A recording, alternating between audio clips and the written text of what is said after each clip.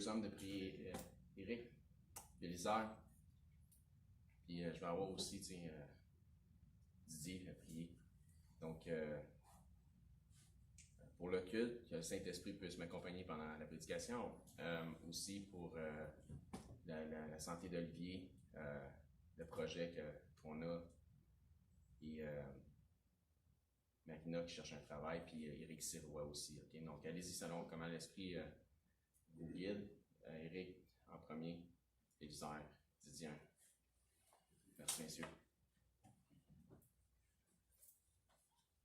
Encore Dieu, notre Père, un grand merci. Amen. Mais merci pour vos prières.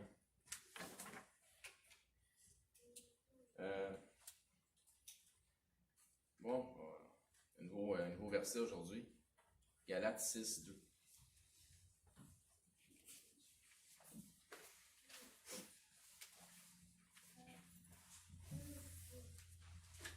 C'est écrit dans Galates 6, 2, vous allez être étonnés. Portez les fardeaux les uns des autres, et vous accomplirez ainsi la loi de Christ. C'est le cinquième message que je commence avec cette partie d'écriture. Donc, si je fais le résumé de ce que nous avons vu à date, des 4 messages précédents, on a parlé d'un faux évangile fait de traditions d'hommes apportées par de faux frères. C'est le premier message, on parlait de ça. Ce que ça nous révèle, c'est qu'il faut être prudent et parfois réévaluer ce qu'on a reçu, même ce qu'on a reçu de longue date, puis qu'on était convaincu que longtemps c'était des vérités, puis des fois, le Seigneur peut nous donner une perspective différente sur la vérité dans sa parole. Donc, ne pas se fier à des traditions d'hommes quand il s'agit de doctrine. J'ai récemment vu un post sur Facebook ou quelque chose comme ça, quelque chose d'intéressant. Ça disait, en fait, j'ai trouvé ça brillant. Ça disait, l'intelligence n'est pas de tout savoir, parce que tu penses des fois quand tu es intelligent, parce que tu sais tout. Mais ce n'est pas de tout savoir sans poser de questions, mais c'est la capacité de remettre en question tout ce que vous pensez savoir.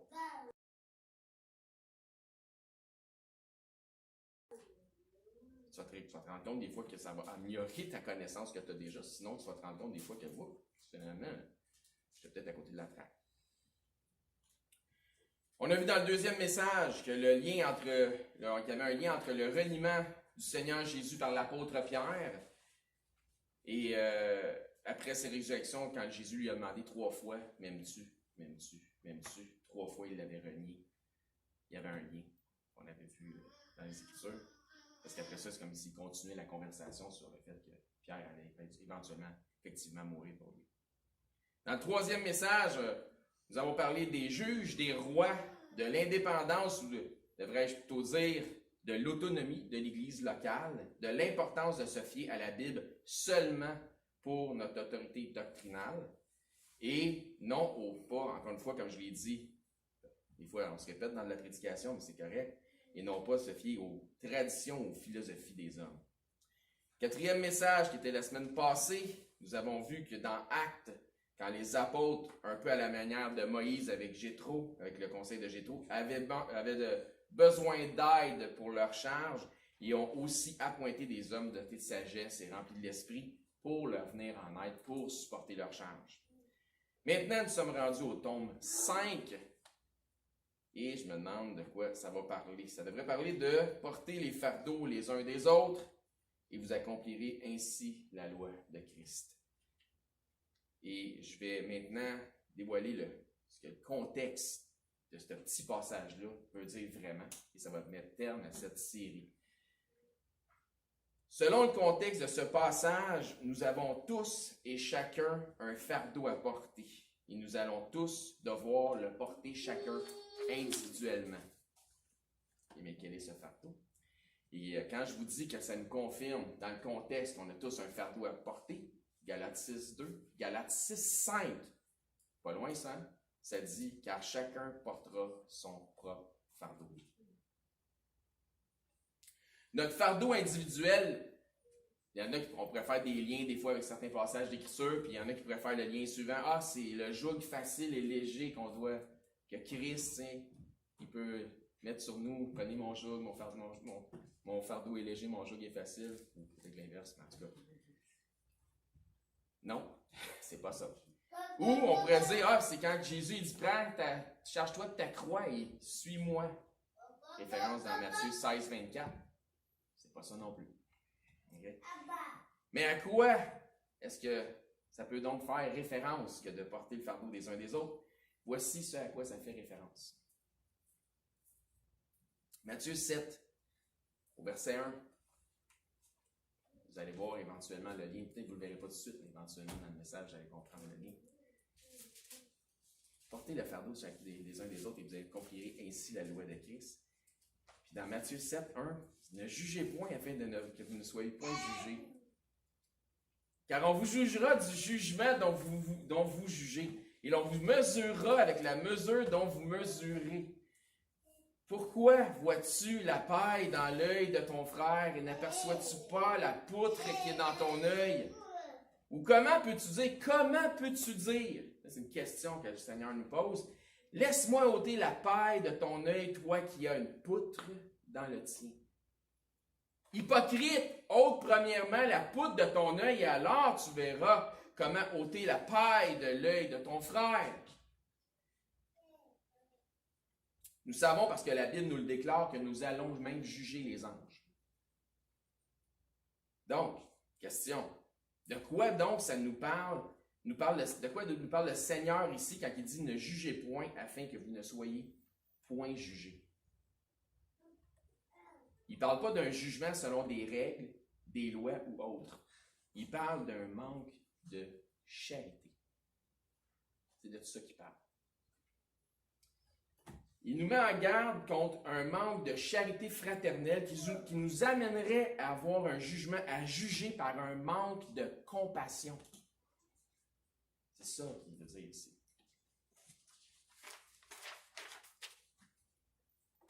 Il est toujours plus facile de juger les autres que d'essayer de les comprendre. Facile de juger les autres. Verset 3, ça nous disait, « Pourquoi vois-tu la paille qui est dans ton œil? » Pourquoi vois-tu la paille dans l'œil de ton frère? De juger les autres dans leur faiblesse, c'est quoi ça? C'est de s'élever dans son orgueil, puis c'est de se croire meilleur, plus digne, plus spirituel que son frère. Dans Galates 6,5, ça nous dit « Car chacun portera son propre fardeau ». Ça nous dit en fait que nous avons tous une poutre dans l'œil. Puis cette poutre que nous avons tous et chacun dans notre œil, c'est ça notre fardeau que nous portons tous, chacun individuellement. Galates 6.1, Galates 6.2, Galates 6.1. Bon. Frères, si un homme vient être surpris en quelque faute, vous qui êtes spirituels, redressez-le avec un esprit de douceur. Prends garde à toi de peur que tu ne sois aussi tenté. Et à moins que je me trompe, prends garde à toi afin que de peur que tu ne sois aussi tenté. C'est assez similaire avec ne jugez point afin que vous ne soyez point jugés. Car on vous jugera du jugement dont vous jugez. Et l'on vous mesurera avec la mesure dont vous mesurez. Toi aussi, tu es faillible. C'est ça que ça dit. Ne manquez pas de compassion envers ton frère, envers votre frère. Ne manquez pas de charité. Ne juge pas ton frère dans ses faiblesses.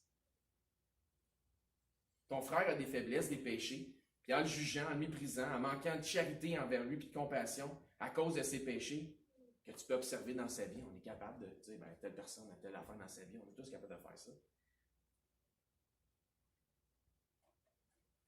Quand tu regardes ses péchés qui sont en fait le fardeau que lui doit porter. En faisant ainsi, tu prends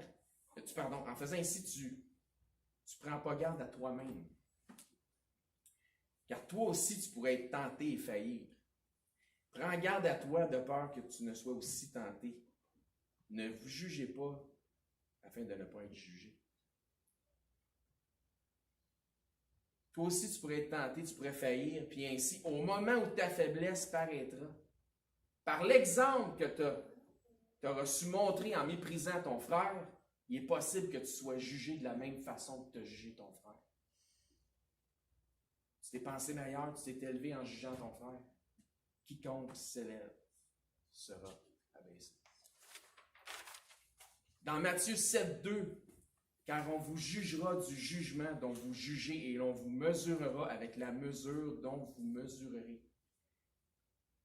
Nous avons tous des faiblesses. Nous sommes tous à la base faite de chair. Nous avons tous des péchés. Nous commettons tous des écarts devant le Seigneur.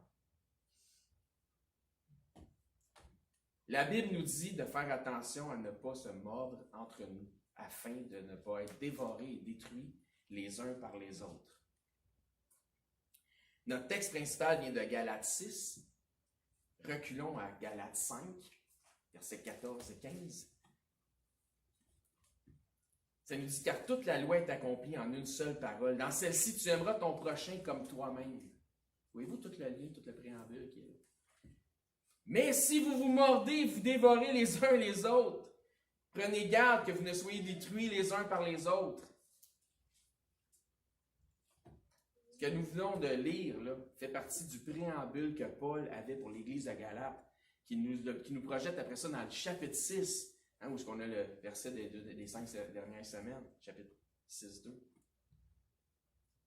Matthieu 7, 3. Pourquoi vois-tu la paille qui est dans l'œil de ton frère et n'aperçois-tu pas la poutre qui est dans ton œil? Ou comment peux-tu dire à ton frère, laisse-moi ôter une paille de ton œil, toi qui as une poutre dans le tien?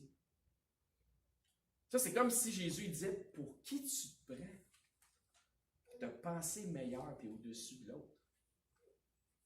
Ben, au-dessus des autres. Galates 6, 3, 6, 2, 6, 3. Si quelqu'un pense être quelque chose, quoi qu'il ne soit rien, pour qui tu te prends? Si quelqu'un pense être quelque chose, quoi qu'il ne soit rien, il s'abuse lui-même. C'est de l'abus de soi que de se faire à croire qu'on est meilleur qu'un autre. Pour qui tu te prends, que Jésus dit. Matthieu 7, 5.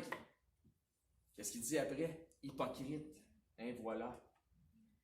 Ôte premièrement la poutre de ton œil, et alors tu verras comment ôter la paille de l'œil de ton frère.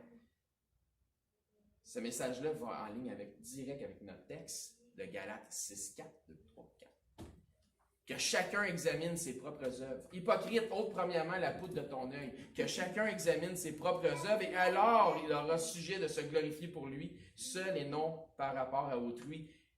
Que chacun examine ses propres œuvres. Ôte premièrement la poutre de ton œil.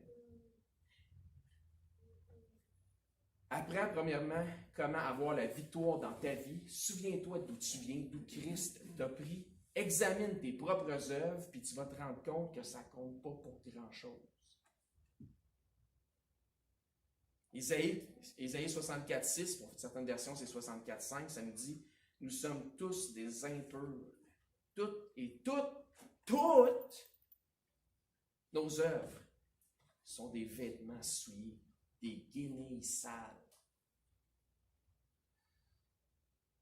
Avez-vous déjà entendu l'expression « mêle toutes tes affaires » ? Hein? Okay.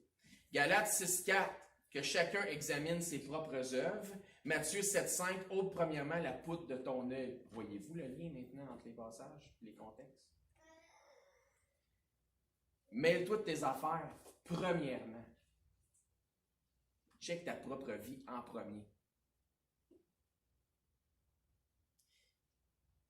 C'est pas question de ne pas exhorter quelqu'un qui est dans l'erreur. Non, au contraire. Quelqu'un qui est dans l'erreur, quelqu'un qui pêche, tu peux l'exhorter certainement, puis tu peux reprendre ton frère. Juger ton frère. Condamner ton frère. Par un manque de compassion. Non, tu ne peux pas. Souvent, trop souvent, on est prompt à picosser comme des poules, tu sais, sur les fautes des autres, tellement qu'on oublie les nôtres. On vient tous au Seigneur avec des failles, avec des faiblesses. Moïse étant l'homme le plus doux, que ça nous dit dans la Bible, dans un élan de colère, a frappé le rocher au lieu de lui parler. Il y a eu des conséquences. Samuel, le prophète et juge de Dieu, a échoué à bien influencer ses deux fils. David, un homme selon le cœur de Dieu, a été adultère, fornicateur, meurtrier et un mauvais père de famille. Salomon, l'homme le plus sage de toute l'histoire, a eu près de 1000 femmes, incluant épouses et concubines, et a terminé comme un idolâtre. Pierre a renié Christ 3 fois, etc., etc., etc. On vient tous au Seigneur avec des failles. Nous sommes tous faibles et assujettis au péché. Mais s'il faut que l'on commence à se regarder de haut et à se démontrer du mépris les uns envers les autres, je vous dis qu'on n'est pas sorti du bout.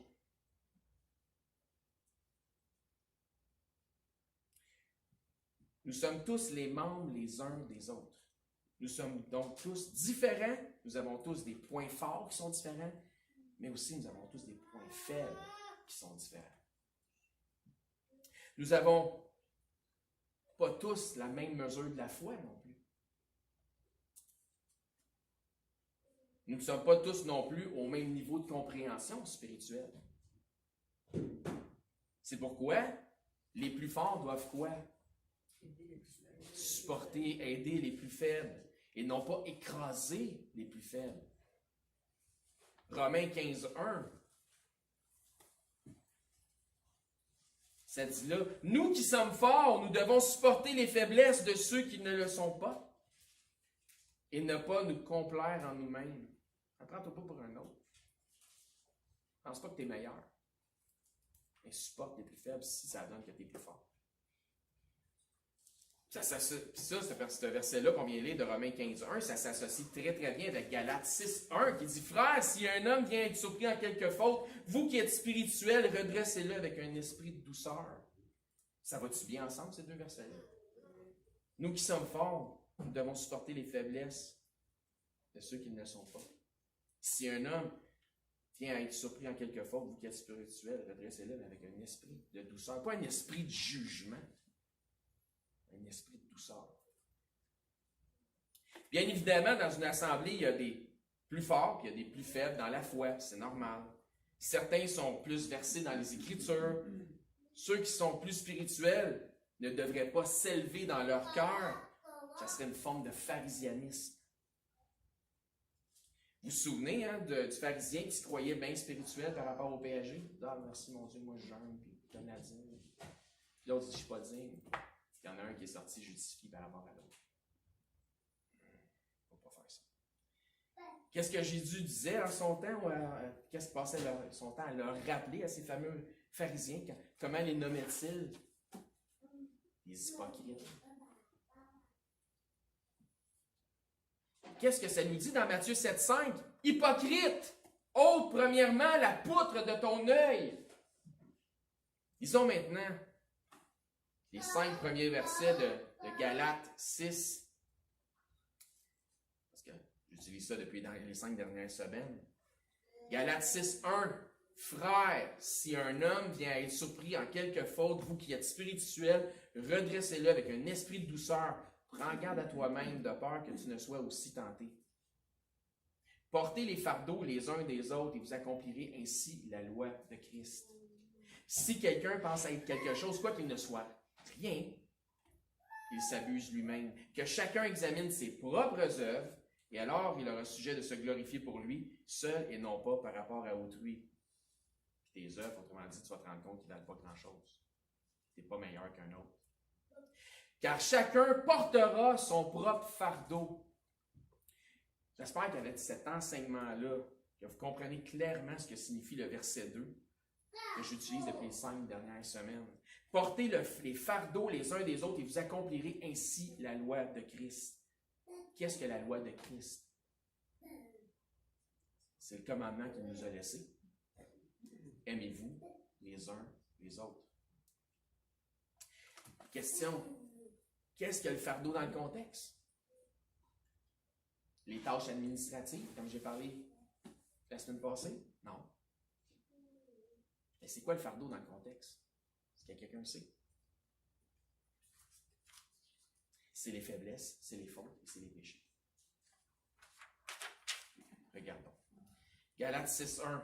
Frères, si un homme vient être surpris en quelque faute, vous qui êtes spirituels, redressez-le avec un esprit de douceur. Verset 2.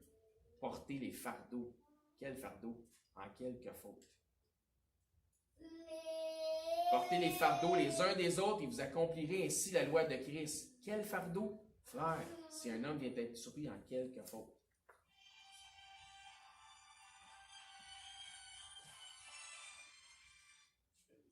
Ça va être fautif. Il est fautif. On va le supporter. Parce qu'on l'aime. 1 Pierre 4.8. Avant tout, ayez les uns pour les autres une ardente charité. Pourquoi? Car la charité couvre une multitude de péchés. Il ne faut pas mépriser notre frère dans ses faiblesses, mais l'aimer malgré ses faiblesses. Vous êtes d'accord? 1 Corinthiens 13. C'est le chapitre de quoi, ça? L'amour, la charité. 1 Corinthiens 13, 2. Et quand j'aurai le don de prophétie, la science de tous les mystères et de toute la connaissance, quand j'aurai même toute la foi jusqu'à transporter les montagnes, si je n'ai pas la charité, je ne suis rien. Regardez bien, Galates 6, 3. Si quelqu'un pense être quelque chose, quoi qu'il ne soit rien, il s'abuse lui-même. Si je n'ai pas la charité, je ne suis rien. Si quelqu'un pense être quelque chose, quoi qu'il ne soit rien. Verset 3. Et quand je distribuerai tous mes biens pour la nourriture des pauvres, quand je livrerai même mon corps pour être brûlé, si je n'ai pas la charité, cela ne me sert de rien. Tu pourrais avoir tous ces dons-là, tu pourrais faire toutes ces choses-là. Si tu n'as pas la charité, qu'est-ce qui est plus important, c'est la charité? Parce que si tu n'as pas ça, tu n'as rien. La charité est patiente, elle est pleine de bonté. La charité n'est point envieuse. La charité ne se vante point, elle ne s'enfle point d'orgueil. Je ne suis pas meilleur qu'un autre. Elle ne fait rien de malhonnête, elle ne cherche point son intérêt, elle ne s'irrite point, elle ne soupçonne point le mal. Hey, t'as quelque chose dans ton œil. Elle ne se réjouit point de l'injustice. Juge pas ton frère. Mais elle se réjouit de la vérité. Verset 7. Elle excuse tout, elle croit tout, elle espère tout, elle supporte tout. Galates 6.2, supportez les fardeaux des uns des autres. Elle supporte tout. Portez les fardeaux les uns des autres et vous accomplirez ainsi la loi de Christ. J'espère que vous êtes à même de voir et de comprendre la corrélation qu'il y a entre les différents passages que je vous expose aujourd'hui. Église baptiste centrale de la Rive-Sud. Sommes-nous capables de nous aimer les uns les autres? Sommes-nous capables d'accomplir la loi de Christ? Avons-nous la capacité de nous aimer malgré nos faiblesses? Comment y arriver? Matthieu 7, verset 3. Pourquoi vois-tu la paille qui est dans l'œil de ton frère et n'aperçois-tu pas la poutre qui est dans ton œil? Ou comment peux-tu dire à ton frère, laisse-moi ôter une paille de ton œil, toi qui as une poutre dans le tien? Tu ne peux pas voir clair. Tu as une poutre dans ton œil, essaie pas d'y enlever quelque chose une paille dans le sien. Hypocrite! Comment y arriver? Ôte premièrement la poutre de ton œil, et alors tu verras comment ôter la paille de l'œil de ton frère. Comment y arriver? Travaille sur ta propre croissance en Christ. Regarde premièrement à tes propres fautes avant de regarder à celles des autres. Mettez le focus, focalisez à la bonne place. Il ne faut pas regarder qu'aux faiblesses et percevoir ainsi que les autres comme des boulets. Mais aimons-nous les uns les autres au lieu de nous mordre les uns les autres, c'est important. Il ne faut pas regarder qu'aux faiblesses et percevoir les autres comme des boulets, mais il faut s'aimer. Se supporter. C'est parce qu'un boulet, on dirait que tu le traînes. Non, pas ça. Supporte. Aimons-nous comme Christ nous l'a commandé. Accomplissons ici la loi de Christ. Supportons les plus faibles. Souvent, ceux qui peuvent être les plus forts sont en réalité ceux qui sont les plus faibles. Dernièrement, j'ai utilisé le terme Église indépendante dans d'autres prédications parce que le terme que nous connaissons, c'est le terme que nous connaissons, donc je souhaitais démontrer un point puis faire comprendre quelque chose, mais un frère en Christ, amené plus loin, m'a proposé le terme Église autonome et redevable, puis j'aime bien. Parce que dans le cadre d'une Église indépendante, nous sommes en réalité, en fait, nous dépendons les uns des autres. Et nous sommes aussi redevables les uns envers les autres. Nous dépendons aussi sur le Seigneur. J'aimerais vous laisser avec ce passage d'Écriture et vous laisser méditer sur celui-ci. Faites vous-même l'application à la lumière de ce que vous avez entendu aujourd'hui dans Joël 3:10. Ça nous dit là, de vos oyaux, forgez des épées, de vos serpes des lances. Que le faible dise, je suis fort. Fortifiez-vous spirituellement. Mais votre force spirituelle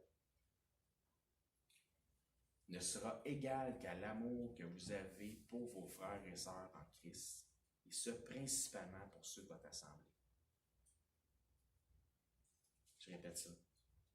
Fortifiez-vous spirituellement, mais votre force spirituelle ne sera égale qu'à l'amour que vous avez pour vos frères et sœurs en Christ. Tu penses être spirituel? Si tu n'as pas la charité, tu n'as rien. Mais ta force spirituelle va être égale à l'amour que vous avez pour vos frères et sœurs en Christ. Et ce, principalement pour ceux de votre assemblée. Parce que l'amour filial, l'amour au sens familial, ça commence à la maison. C'est vrai, hein? Puis je vais vous suggérer ceci. Vous êtes ici, chez vous. C'est ici votre maison. C'est la fin d'une série sur Galates 6:2. Espérant que celle-ci aura imprégné quelque chose de spirituel, de saint en vous. OK. Que Dieu vous bénisse abondamment. Prions. Merci Seigneur Dieu pour votre parole qui est claire.